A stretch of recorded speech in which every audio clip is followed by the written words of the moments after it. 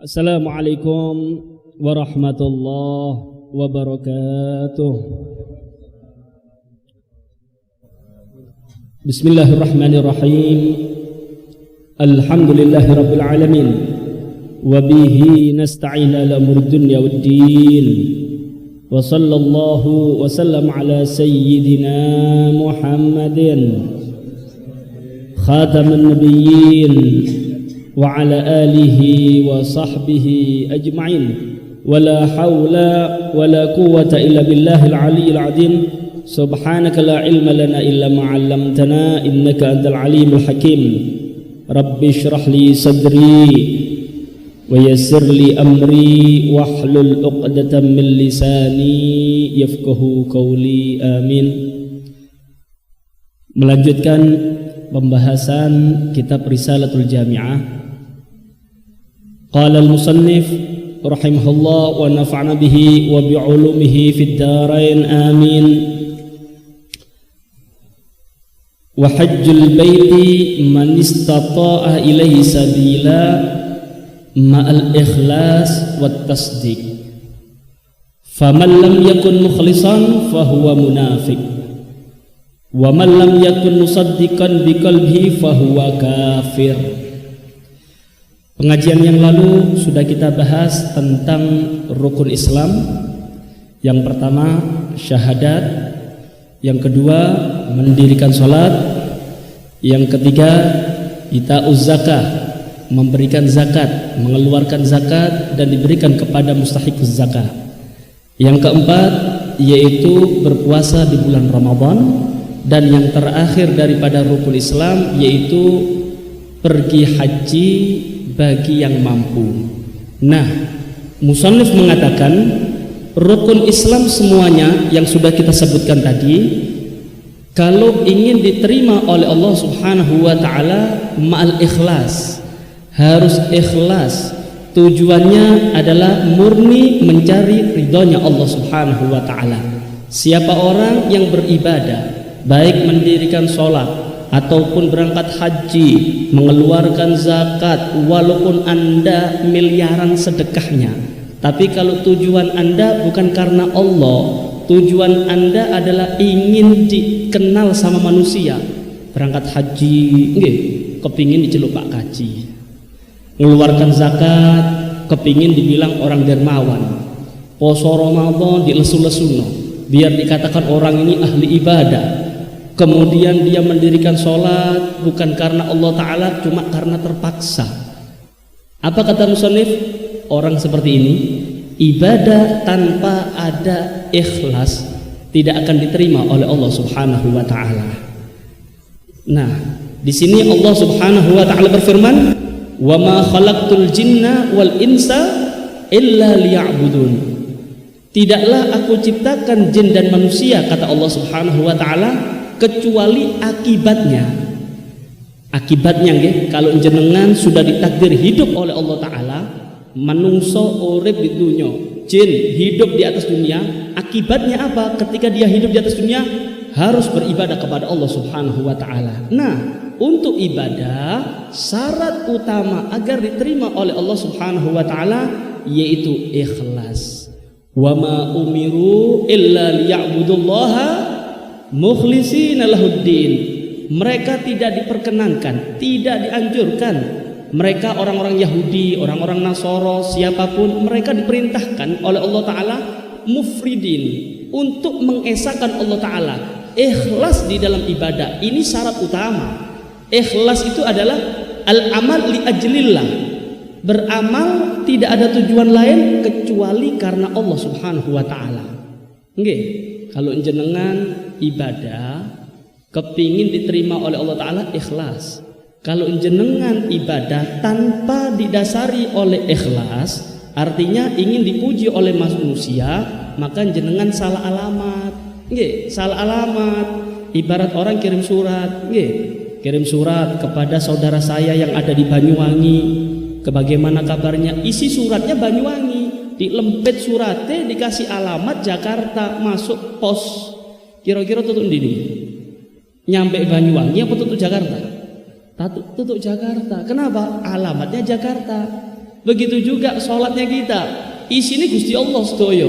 Inna sholati wa nusuki wa mahyaya wa mamati, ya Allah, ibadahku, hidupku, matiku hanya untukmu ya Allah. Isine Gusti Allah ini. Iyyaka na'budu wa iyyaka nasta'in, ya Allah, hanya kepadamu aku menyembah, hanya kepadamu aku memohon pertolongan.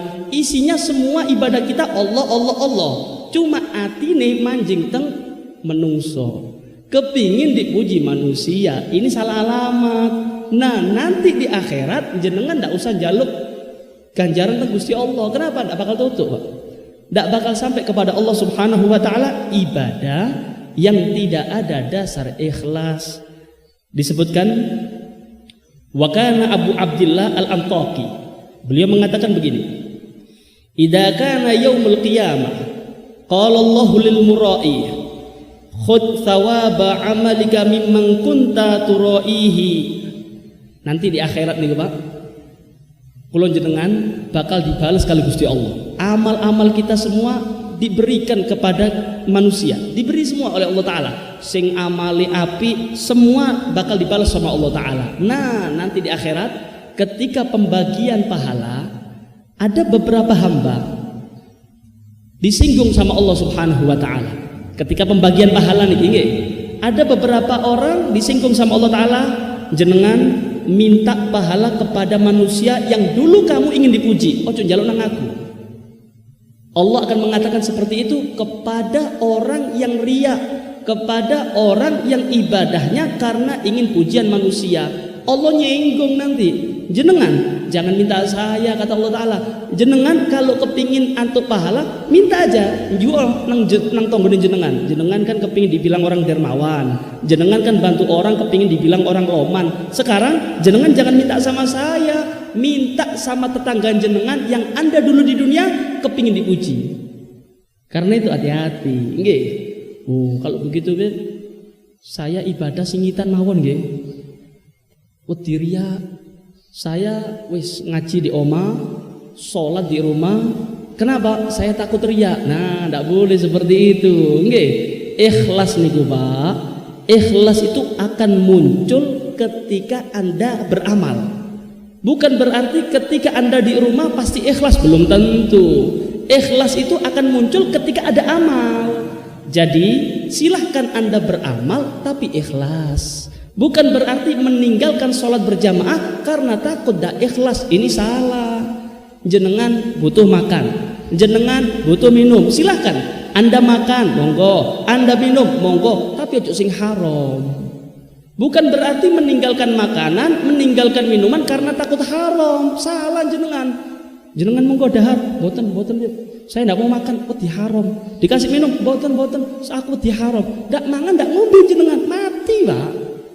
Silahkan Anda makan, silahkan minum, tapi sing halal. Begitu juga silahkan Anda baca Quran di masjid, monggo Anda sholat berjamaah, tapi sing ikhlas. Bukan berarti meninggalkan sholat berjamaah karena takut dak ikhlas. Keliru, salah. Nah, disinilah para ulama menganjurkan kepada kita harus pinter-pinter ngatur niat, harus pinter. Sampai dikatakan oleh para ulama di dalam kitab Tanbihul Mukhtarin, kalau jenengan kita semua nih manusia, kalau ndak pinter ngatur niat, maka pasti kita terjerumus kepada riya. Pasti harus pinter ngatur niat, lebih pinter daripada tukang sulap. Kata para ulama, ibarat ngenten Pak, tukang sulap nih Pak, nggih. Barang ada, dibalik ndak ada, balik lagi ada. Nah, kulon jenengan untuk ngatur niat harus lebih lihai daripada tukang sulap. Riya walik maneng ikhlas, kemudian riya lagi, balik lagi, ya apa caranya ikhlas? Harus. Kalau jenengan tidak pinter bolak-balikkan niat, maka pasti Anda akan terjerumus kepada riya. Nih, jenengan nih hadir pengajian, sholat berjamaah, berangkat dari rumah ikhlas, tutuk tengah dalan ketemu konco, ketemu tonggo, mulai dah. Waduh, ditelok tonggo rek, pasti ngomongnya aku gitu. Oh, ahli ibadah. Mulai ojo kalah, jangan nyerah jenengan. Astagfirullah, balik pun tidak sembahyang, bukan seperti itu. Balik lagi, ndak, aku golek ridho Gusti Allah. Dibalik lagi, berangkat terus no. Anda tetap berangkat pengajian, tetap berangkat sholat berjamaah. Kemudian kalau muncul sifat riya lagi, balik lagi. Yuk bocaran ikhlas, baru Anda bakal menang. Tapi kalau jenengan tidak pinter, tidak lebih lihai daripada tukang sulap di dalam membolak-balikkan niat, maka pasti Anda akan terjerumus di dalam riya. Sing pinter, nggih, ngatur niat iki sing pinter. Nah, di dalam kitab Az-Zawajir An-Iktirafil Kabair ngenten Pak, diceritakan oleh Mujahid, ja'a rajulun ila Nabi sallallahu alaihi wasallam faqala inni atasaddaqu wa asilur rahim. Wahai Rasulullah, saya ini manusia, nggih, saya orang kaya wahai Rasul. Saya sedekah, saya silaturahmi, saya ikhlas wahai Rasul. Saya ikhlas. Saya ketika sedekah ikhlas, silaturahmi ikhlas. Cuma ketika ada orang rasan-rasan, ada orang yang ngomongi positif kepada saya, itu loh fulan itu ahli silaturahmi, itu loh orang itu dermawan, selalu membantu. Kok di jero ati ngerasa seneng ya? Aku ngerasa seneng. Ketika dipuji aku seneng wahai Rasulullah. Ternyata aku masih ingin mencari pamor, kepingin mencari popularitas, kepingin mencari omongannya manusia yang positif-positif. Aku padahal ikhlas loh wahai Rasulullah. Loh, lek niat koyo ngenten iki antuk ganjaran enggak? Paham nggih? Ikhlas. Cuma ketika ada omongan daripada manusia, bangga diri. Apakah saya mendapatkan pahala wahai Rasul? Maka Nabi Muhammad SAW diam. Nabi Muhammad tidak menjawab, tidak mengatakan apapun. Langsung dijawab kali Gusti Allah, langsung dijawab oleh Allah Subhanahu wa taala, yaitu akhir surat Kahfi. Faman kana yarju liqa'a rabbih falyamal 'amalan shalihan wa la yusyrik bi ibadati rabbih ahada. Siapa orang yang ingin bertemu dengan Allah Subhanahu wa taala, otomatis masuk surga. Kalau kepingin masuk surga, bertemu dengan Allah, syaratnya dua. Apa? Harus beramal soleh, ahli ibadah. Nah, ketika Anda beribadah, wala yusyrik bi ibadati rabbih ahada. Jangan mensekutukan Allah Subhanahu wa taala di dalam ibadahnya Anda. Syarat untuk masuk surga. Artinya kalau Anda kepingin bertemu dengan Allah Subhanahu wa taala, dua syarat. Anda harus ahli ibadah. Terus ketika Anda ibadah, Anda harus ikhlas, baru diterima amal Anda oleh Allah Subhanahu wa taala. Nggih, sing ikhlas. Ikhlas niki memang rodok antep nggih, Pak. Antep. Al Habib Abdullah bin Alwi Al-Haddad dalam kitab Tasbidul Fuad, ada orang kaya raya. Saat itu ada banjir bandang di Hadramut. Kemudian ada orang kaya raya kepingin bangun masjid. Kepingin bangun masjid, lapor kepada Al Habib Abdullah bin Alwi Al-Haddad. Wahai Habib, kula badhe musyawarah kalian jenengan. Saya mau musyawarah. Nggih, wonten napa? Saya ini orang kaya. Saya kepingin bangun masjid. Ndak usah bantuan manusia. Punya hartaku sendiri, aku dewe sing bangun. Pakai uangku sendiri tanpa bantuan manusia. Ndak usah ngajur proposal, Bu, ndak usah. Duitku dewe. Maka ditegur oleh Habib Al-Haddad, mboten, ndak usah. Lek jenengan niate kurang tepat, ndak usah. Kesel-keseli, ndak usah. Loh, aku niat Habib, aku niat temenan. Niatku ki sae, kepingin bangun masjid. Maka Al Habib Al-Haddad mengatakan begini, "Oh, jenengan bener. Niatnya ikhlas. Bener, Habib. Ah, ini. Ngenten mawon nggih. Saya kasih gambaran jenengan. Jenengan ketika membangun masjid habis miliaran, kemudian masjid itu tidak disandarkan kepada jenengan. Bilang sama manusia ya, yang bangun masjid ini adalah Al Habib Abdullah Haddad, bukan jenengan. Mau nggak Anda?" Waduh, Beb, kok antep nggih? Itu kan uang saya, Beb. Saya kan mengumpulkan uang banyak bangun masjid, kemudian dinisbatkan masjid itu kepada orang lain. Kok enak temen? Aku sing kesel golek duit, aku sing kesel bangun, kemudian masjid ini tidak dinisbatkan kepada saya. Ya ndak kate ini, Beb. Ternyata niatnya jenengan tidak ikhlas. Niatnya Anda cari pamor, niatnya Anda kepingin dipuji oleh manusia, kurang tepat. Maka digagalkan oleh Al Habib Abdullah bin Al-Haddad di dalam pembangunan masjid. Kenapa? Niatnya kurang sae, niatnya kurang benar, bukan karena Allah. Nggih. Kemudian bagaimana sih ciri-ciri orang ikhlas itu bagaimana, Pak? corone kula jenengan biar ngerti aku iki ikhlas apa ndak nggih. Bagaimana caranya? Ngenten. Disebutkan di dalam kitab Tanbihul Muqtarin. Dikatakan begini. Ada orang bertanya kepada Yahya bin Mu'ad, "Mata yakunul abdu mukhlishan?" Wahai Yahya, saya mau tanya, kapan sih manusia ini dikatakan ikhlas ibadahnya? Kapan? Maka beliau menjawab ngeten, Pak. Idza sara khuluquhu ka khuluqir radhi'. La yubali man madahahu aw dhammahu. Orang itu sudah nyampe ikhlas ketika akhlaknya seperti akhlaknya anak yang nyusu, anak kecil. Perilakunya seperti anak kecil. Maksudnya bagaimana? Tidak ada urusan dengan orang yang memuji, tidak ada urusan dengan orang yang mencaci. Tidak tambah semangat ibadah karena pujian, tidak turun ibadahnya karena cacian. Itu ikhlas. Jenengan semerap anak bayi itu, anak kecil, anak kecil itu, ketika dipuji, aduh ganteng yuk kone sopo niki, ya tidak senyum dia, biasa aja. Wanake sopo elek, tidak marah, biasa. Nah, orang ikhlas seperti itu. Ketika dipuji, Masya Allah, ahli ibadah, sergap sholat berjamaah, tidak tambah semangat, biasa.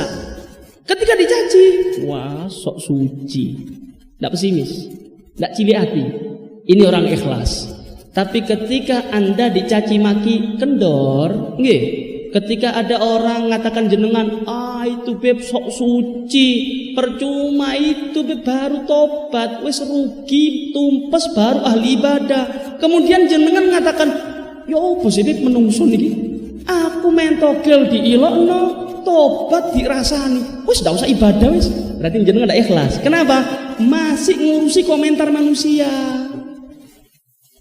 Jenengan sedekah, jenengan sedekah dikasih 10.000, kemudian dirasanya be wong-wong 10.000 dok.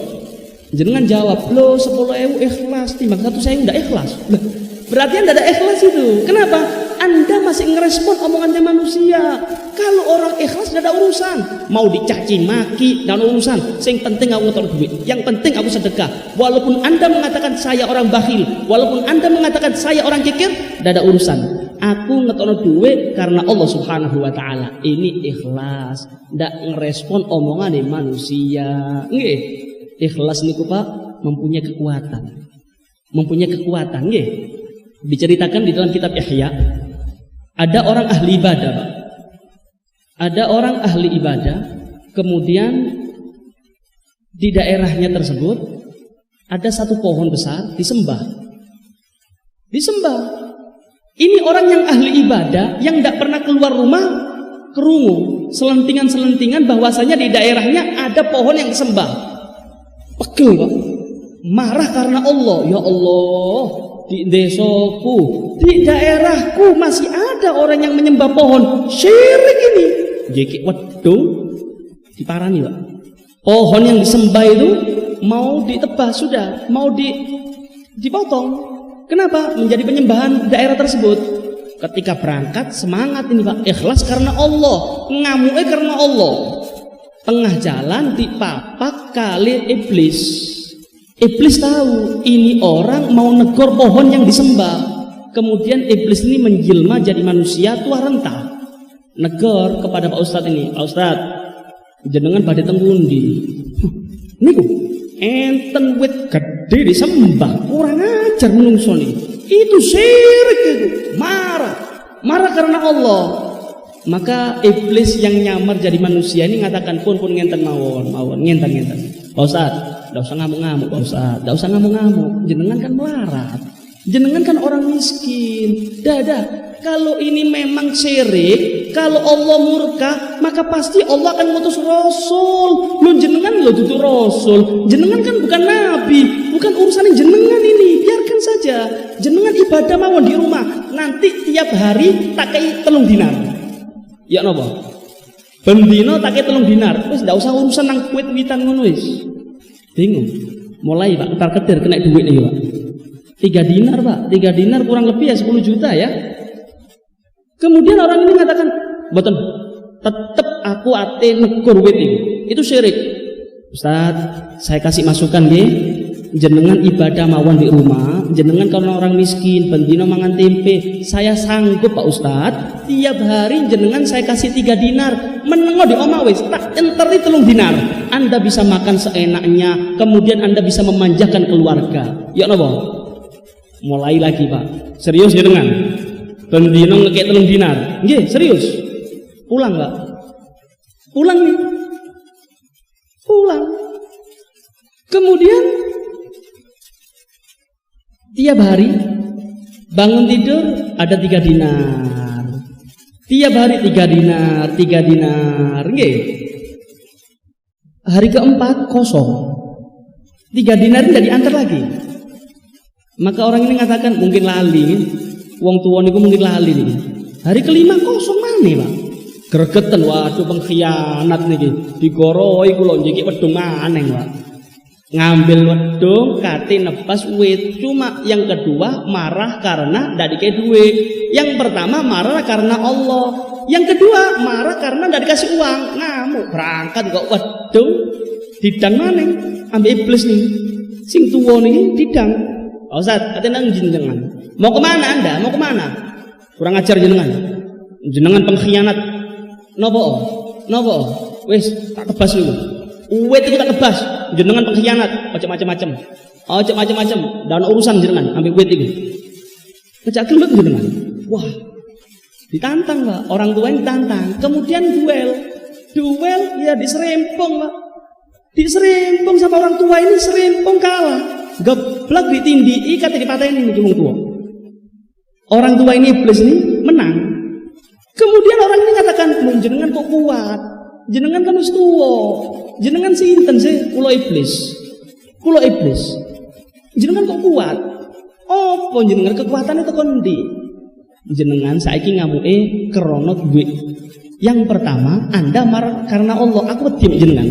Anda marah karena ikhlas, aku takut sama jenengan, kula wedi. Tapi sekarang Anda marah bukan karena Allah, Anda marah karena uang. Walaupun aku tua rentah, iso ngalahno jenengan.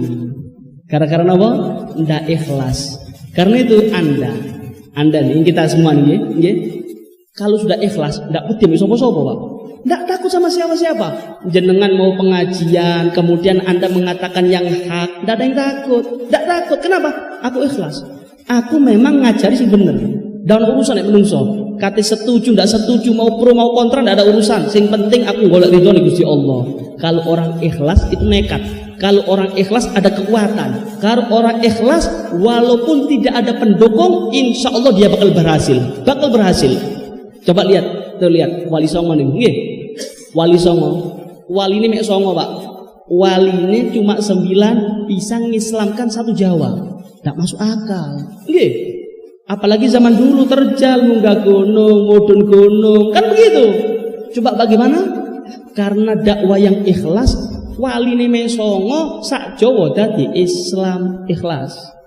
Zaman sekarang fasilitas banyak, nggih. Sing dakwah jutaan, yang dakwah jutaan.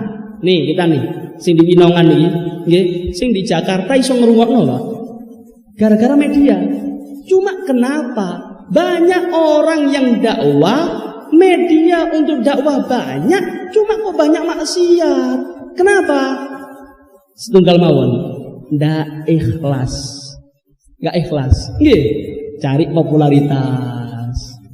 Cari terkenal, golek amplop, kan begitu. Akhirnya apa?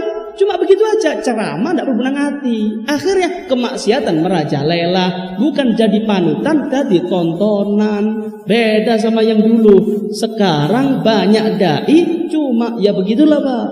Tapi banyak maksiat. Syarat untuk berhasil di dalam berdakwah, 1, Anda ikhlas karena Allah Subhanahu wa Ta'ala. Insya Allah Allah yang bakal menyampaikan suara Anda ke hati-hati umat Nabi Muhammad SAW. Walaupun seumpama nggih jenengan ceramai ndak enak, ngomong ndak iso, cuma karena Anda ikhlas karena Allah Ta'ala, insya Allah disampaikan sama Allah Ta'ala. Mlebu nang atine, masuk ke hatinya orang-orang sing maksiat, insya Allah tadi tobatnya. Kenapa? Ikhlas. Paham ya Pak? Karena itu kita berharap mudah-mudahan amal kita diterima oleh Allah Subhanahu wa taala. Nggih, mudah-mudahan Allah taala selalu membimbing kita, memberi keikhlasan di dalam ibadah, dan mudah-mudahan dosa-dosa kita diampuni oleh Allah Subhanahu wa taala, amal-amal kita semua diterima oleh Allah Subhanahu wa taala. Amin ya rabbal alamin. Wa hadza minni. Wassalamualaikum warahmatullahi wabarakatuh.